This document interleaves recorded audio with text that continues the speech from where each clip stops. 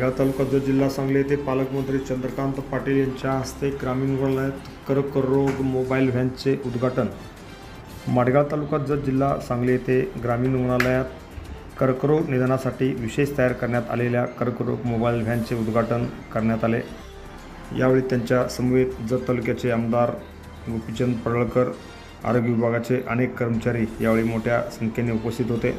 या मोबाईल व्हॅनच्या माध्यमातून ग्रामीण भागातील नागरिकांना स्थानिक पातळीवरच कर्करोगाचे लवकर निदान आणि उपचाराची माहिती मिळणार आहे। विशेषतः दुर्गम भागामध्ये वैद्यकीय सेवा पोहोचवण्याच्या दृष्टीने हा उपक्रम एक महत्त्वपूर्ण पाऊल ठरणार आहे।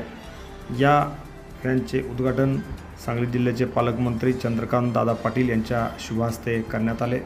यावेळी परिसरातील अनेक डॉक्टर, कर्मचारी, रुग्ण मोठ्या संख्येने या कार्यक्रमासाठी खास करून माडगाव येथे उपस्थित होते। Press the bell icon on the video and never miss another update.